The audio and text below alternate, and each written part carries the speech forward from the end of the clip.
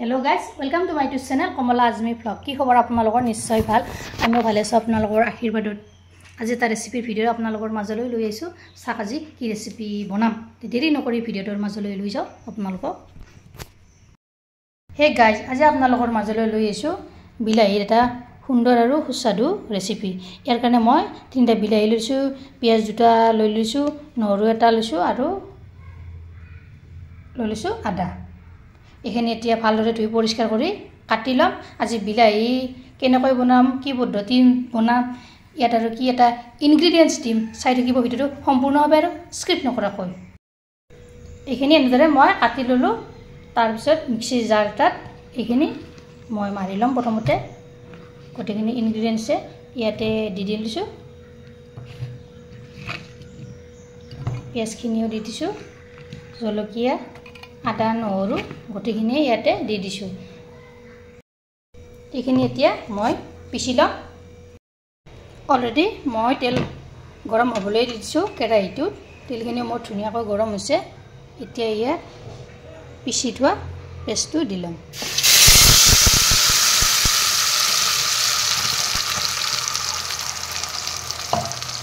খুব সহজ পদ্ধতিত হয় এই তৰকাৰীবিধ আৰু এটা ইনগ্ৰেডিয়েন্টস দিম দিয়ক গাইজ চাই দেখিবচোন কি ইনগ্ৰেডিয়েন্টস দিম বাৰু মই ইয়াতে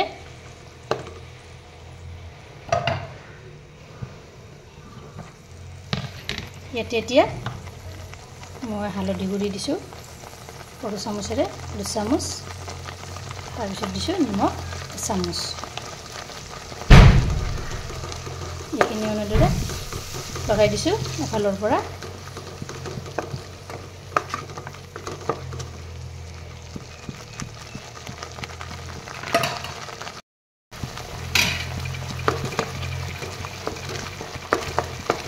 এফালৰ পৰা এনেদৰে লৰাই দিছো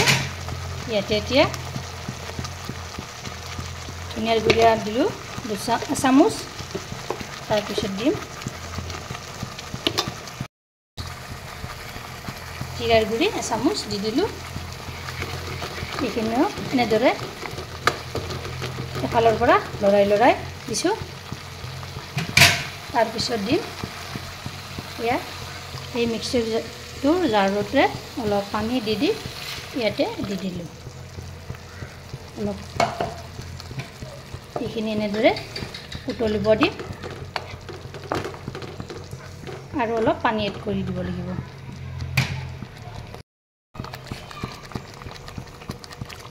আৰু অলপ দি দিছো পানী এইখিনি এতিয়া ভালদৰে উতলিব দিম এফালৰ পৰা ধুনিয়াকৈ উতলিব দিম ইয়া চাওকচোন কেইমিনিটমান যোৱাৰ পিছত কি ধুনিয়াকৈ ইয়া উতলিছে ইয়াৰে এতিয়া মই ইয়াৰ আচল ইনগ্ৰেডিয়েন্টসটো দিম এতিয়া কি জানেনে ইয়া চাওক এক কণী তিনটা বইল কৰি নিলে কাটি লৈ লৈছো এতিয়া মই ইয়াৰে এপিচ ইয়াতে দি দিম সহজ পদ্ধতিত এই পনীৰ ৰেচিপিটো বনাব পাৰি বিলাহীৰে সৈতে খাবলৈ যে কি সোৱাদ হয় নহয় এনেকৈ বনাই এবাৰ খাবচোন আপোনালোকে এনেকৈ বনাব খাব আৰু কমেণ্টত জনাব কেনে পালে ৰেচিপিটো এতিয়া মই উতলিব দিম ভালদৰে আৰু 4-5 মিনিট সময় উতলা